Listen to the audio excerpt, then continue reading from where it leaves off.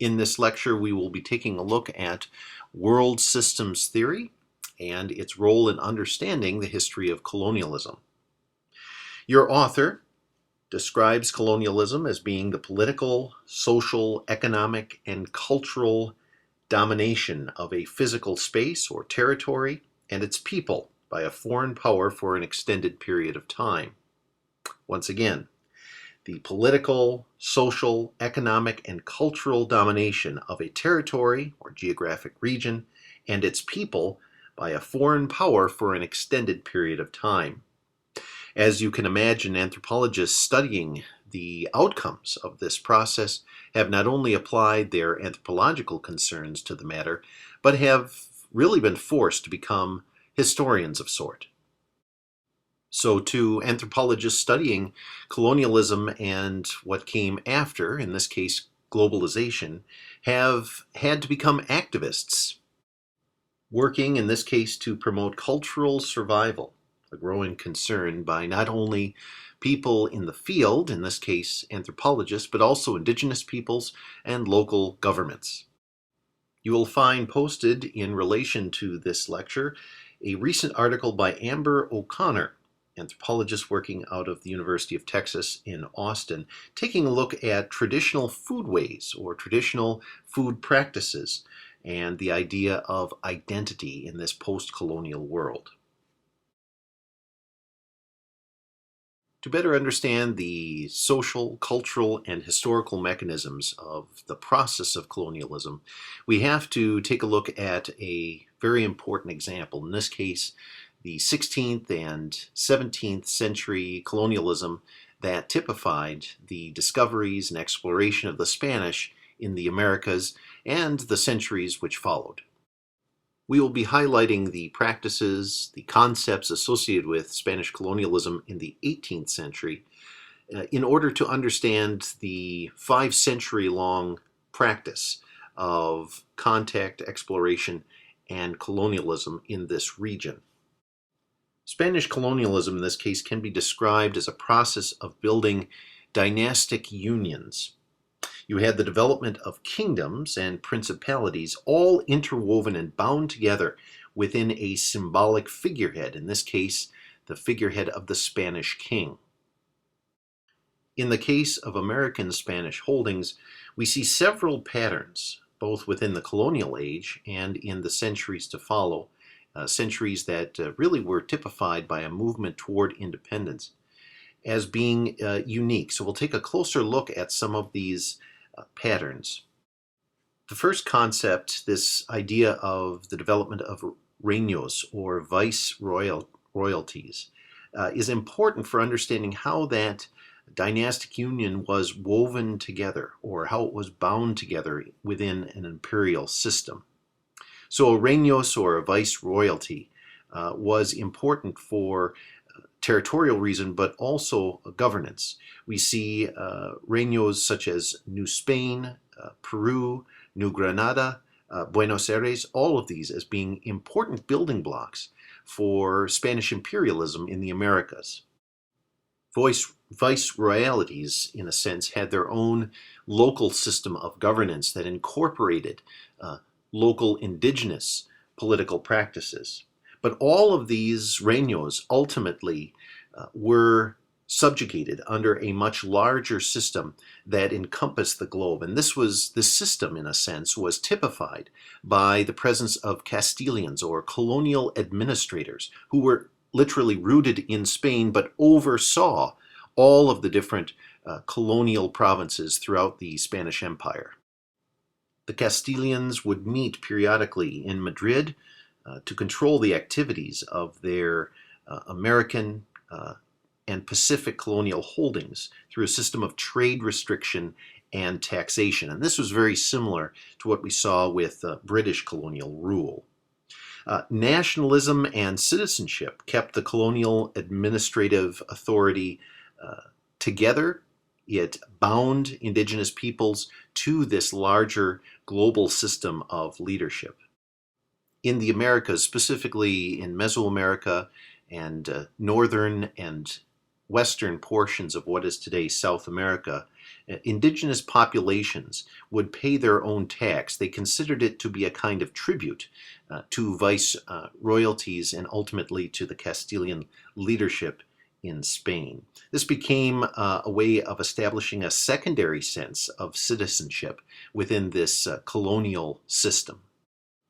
Ultimately, however, resistance crept into the system, and we see this as we look into the future from this 18th century starting point. When we take a look at the colonial resistance of the 19th and early 20th century throughout regions that were controlled by the Spanish, we start to see the foundations of not only the post-colonial age, but really many of the countries that have grown out of this process in our global age. Your author identifies the process of globalization, again, coming on the heels of the colonial and ultimately the post-colonial age, as being the accelerating interdependence or interdependency of nations in a world system, linked economically and through things like mass media. I would add to this that globalization is actually a process of popular sovereignty, not only at the ground level, where we see a wide variety of language communities struggling for their own cultural heritage, but also at the national level. You think about the interests of countries such as Venezuela, Colombia, Ecuador, Peru, Bolivia, all of their contributions to what is today governing powers such as the United Nations are really occurring through a lens. It's a lens of reaction to the problems, the mistrust that occurred during the Spanish colonialism in these regions. You also see this in World Conference gatherings. Your author will highlight a very important gathering, a pan-tribal, transnational gathering of indigenous and nationalized people that occurred in the summer of 1992, the World Conference of Indigenous Peoples, which met in Rio de Janeiro. We saw in this case the combination of interests, those of diplomats, journalists, environmentalists, anthropologists, and over 300 representatives of tribal nations that were caught up in this period of colonialism. These are examples of the resistance that is very common and something that we've all been exposed to as we pick up a newspaper or we watch the evening news. However, there are other forces and processes of subsequent resistance that I would like to highlight for you before we move on. The first is creolization. Traditionally a linguistic concept, creolization in this case is a concept of blending. So blending both local traditions and those of that power structure that oversees local environments during colonial periods. So creolization, considered to be a process of blending in order to survive. I preserve my cultural heritage by blending it with that of the dominant power group. Decolonialism is a process, and I think the best byproduct of this process is what we have with the United Nations today. It's a process that's not solely economic in nature, it's not solely political in nature. It really cuts across a variety of social, cultural, political, and economic spheres. But really it is a process of establishing popular sovereignty on a global stage. So this would be movements of resistance, of education, of awareness that have a final product, which is to have representation among the developed global nations today. Both creolization and decolonialism are nonviolent processes of trying to reestablish sovereignty after the colonial age. Now let's take a look at what has changed through the eyes of cultural anthropologists. How has culture changed? How do we better understand this idea of global social space? And what is anti-imperialism, what are two of its primary characteristics? Well, the first thing to keep in mind is that our understanding of culture has changed as we shift from a historic point of view to a modern or even a postmodern or futuristic point of view. So culture, in a sense, has been deterritorialized. It no longer has boundaries. It is something that is truly a product of the mind. Some anthropologists believe today that in our global age, we have really lost culture in its traditional sense. We have readily lost a sense of nationality, of cultural objects and traditions, and the people that transport them. I think this is going a little bit far, but I do think that there is relevancy to this idea. For anthropologists looking at globalization and the history which led up to it, this idea of a global social space or global social spaces seems to be synonymous with or can even take the place of our traditional understanding of what culture is. Global social spaces would represent the geographic areas or territories or landscapes where cultural heritage is expressed through different kinds of foods, through different kinds of song, through traditional practices, through traditional expressions of what family is or what marriage is.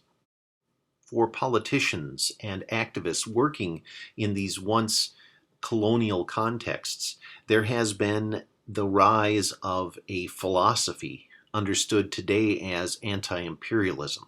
So let me just break down for you real quickly what this philosophy is. The first characteristic is that we should ignore colonial powers or imperial powers and really understand that there are traditional cultural or traditional global social expressions of life on the planet. And as we begin to understand them and preserve them, or even awaken them in a sense, we reject the idea of a colonial affectedness or the remnants of a colonial power that maybe for a short period of time attempted to do away with them or cover them up. The second characteristic in this philosophy is the idea of the West, or of Western capitalism, as being kind of a source for much of the cultural heritage that has been lost over the last 500 to 600 years. The remnants of the West then becomes the nations, in a sense, such as the United States and European nations, that have a connection to the colonial past. Whether they were initially the colonized and later the colonizers really doesn't matter. It's that they at one time partook in this political, economic, and social practice. Many anti-imperialists believe that even if you remove the countries of the colonial past, their philosophy of dominance and of control associated with the idea of the West will remain. However, it will be an abstraction. It will be non-territorial, yet unifying. It will be represented in symbolic systems and remain present even when that system of control is gone. I think the best example of this is speaking a colonial tongue even after a colonial power has left. So English in India or French in the Caribbean Sea region. So as social scientists, social theorists, and researchers, we have to ask ourselves what philosophy or what conceptual tool can we have or utilize to best understand all of the actions that transpire in this one-time colonial landscape. Well, there are some building blocks for this. First, we'll introduce two terms, the idea of core and the idea of periphery.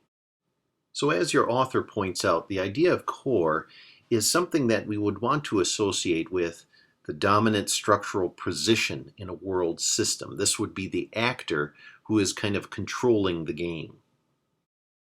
Core would represent an area from which new traditions are being established in a colonial territory, Or if it is associated with resistance, it could be an area where traditions are housed and preserved.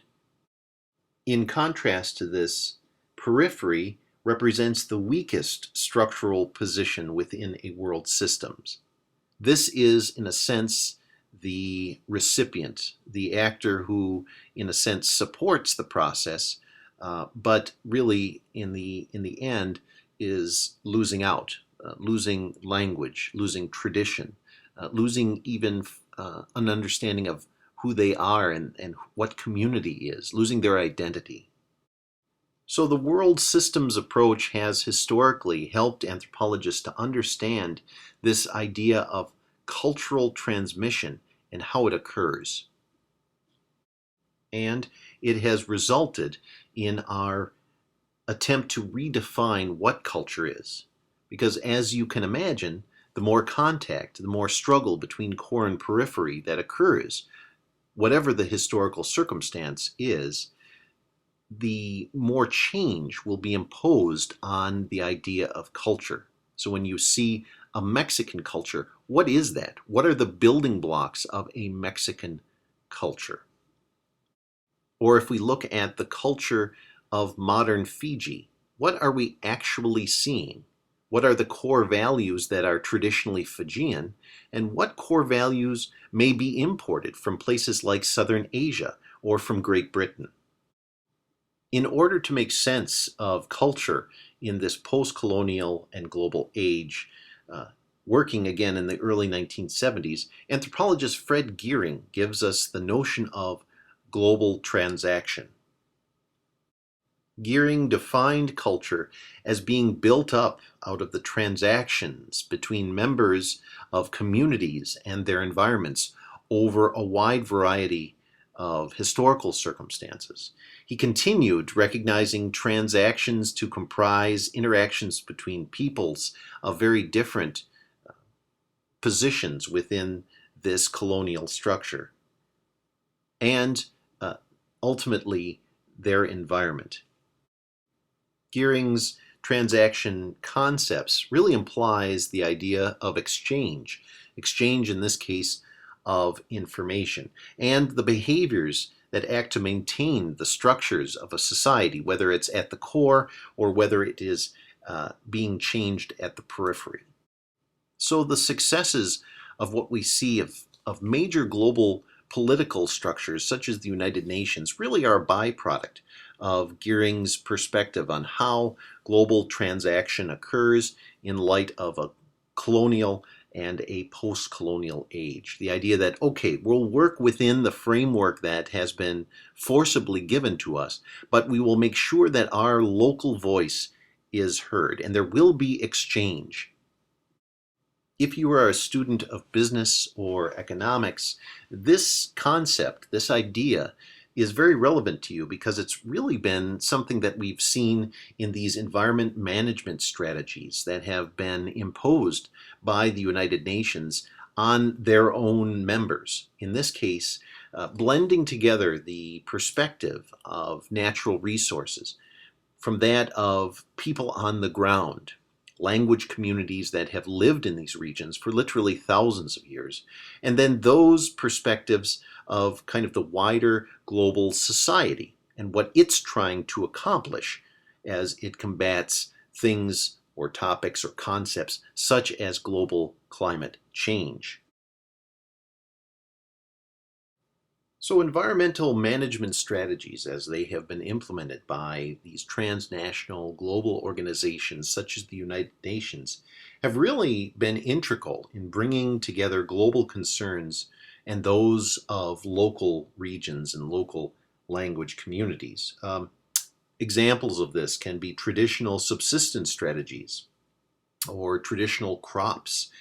We see this with modern Mayan coffee production and the involvement of not only the United Nations Population Fund, but also UNICEF.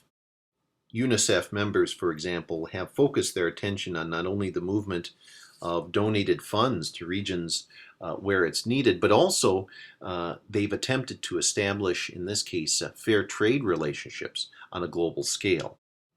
These partnerships have been very systematic in nature. They seem to, in a sense, reject the colonial past, but yet reflect elements of its, in this case, political, social, and economic structure. So the idea of a world systems approach toward understanding it is still very applicable. Another example would be from Northern Africa, which has been confronting high expressions of AIDS, or the AIDS virus in a sense, among local populations. Many of the international groups working in North African countries attempting to push back the tide of AIDS, they've really focused, in a sense, on restructuring the intentions and the perspectives of potential donors. So really promoting awareness.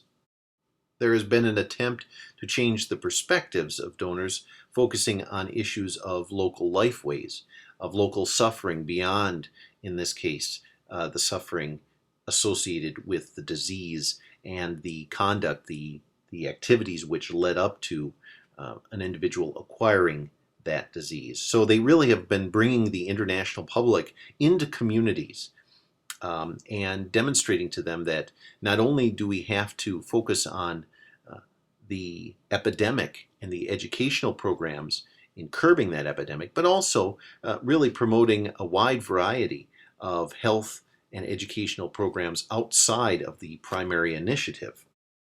We have even seen members of these transnational organizations which are bringing donor funds into places like North Africa, actually holding their conferences close to those areas where AIDS and other kinds of tragedies are being experienced on the ground. So bringing that awareness to the local environment and blending together not only the ideas and concerns of the global public and their whole reason for giving their money and their time, but also really promoting a stronger understanding of the interests, the lifeways, the traditions of people on the ground, taking out of this blending process the whole tragedy that brought everybody to the table in the first place. It's a very healthy process. Before I complete this lecture with one additional ethnographic example, let me share with you really two important or key concepts that you want to retain when you think about systems theory and how it's being applied by anthropologists today. Anthropologists not only as ethnographers, archaeologists, but also activists attempting to preserve, in a sense, cultural heritage for future generations. The first concept relates to the notion of the system itself. What I would like you to remember is that having a systematic perspective means that when you look at a topic, when you study a topic, when you collect data, you really realize that there are many interrelated parts, and there's not one single source for information or one single source for a problem or an epidemic.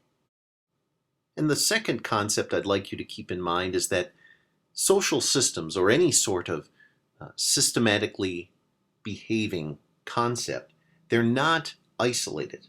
They actively import or incorporate information or tradition or power or concepts from outside of their structure and then maintain their structure by bringing those new ideas and concepts into it and blending it in. So the idea that there is a closed system is something we have to do away with. We have to realize that there are no boundaries to any concept such as culture, but these areas where we would anticipate a boundary as existing are actually areas where active transaction and blending occurs, and that it's healthy, and that it's healthy not only to the systems interacting with one another, but those being affected by that interactive process. The last ethnographic example that I would like to share with you in relation to this notion of world systems theory and the colonial age relates to a very recent process, one that dates to the first decade of the 20th century. In this case, the immigration of a really significant number of Japanese nationals to what is today the country of Brazil. This movement, which has resulted in quite a bit of culture change, really has at its center the idea of people migrating across national borders. In this case, borders associated with the sovereign nation of Japan and that of Brazil. And what's interesting about this is the motivation for this immigration. In this case, it was solely economic. People were looking to expand the job market or the labor market. They were looking for jobs outside of traditional national areas. So the initial waves of Japanese migrant laborers, workers and farmers in this case, so they were agriculturalists, with that we saw the development of a Japanese ethnic identity that also flowed along with them and brought a kind of cultural information or cultural traditions from Japan to Brazil. So as a result of this transnational global process, we see the development of a Japanese-Brazilian ethnic identity, initially in Brazil and then later imported back to Japan. The reason for this import then back to Japan is actually something that's very, very common to the study of migrant populations, and specifically populations that are moving from one location, a homeland, to a hostland environment for economic reasons, or reasons in this case having to do with helping their individual households. What we find is generally people recognize this as a temporary situation, and that the intent of many of these transnational populations that are, again, moving across borders for economic reasons is to bring the money and bring the resources and the prosperity back to their homeland, back to the starting point of their journey. And that's what we see with this Brazilian and Japanese exchange that occurs in the early 20th century. Many Japanese families moving to Brazil, one or two generations later, returned to Japan. These returning emigres ultimately brought with them new structures, new interpretations of their traditional culture. Some of it was welcomed. We see this with music and with dance and with martial arts. But then we also see a great deal of conflict between families that stayed in Japan for 1, 2, 3 or more generations, and those that return, that seem affected by this contact with an outside national culture. Well, as you can imagine, people adapt. Even though there was isolation which occurred for these returning populations when they returned to Japan, there was an active need to express themselves, to remain true to who they have become in a sense. And we see this with many of the annual festivals that populations of one-time Japanese and Brazilian migrants hold in both Japan and today in Brazil as well. The music, the combined languages or the creolized languages, the dance, the art, all of this expresses this unique blending of cultures that really has little to nothing to do with what caused the blending in the first place.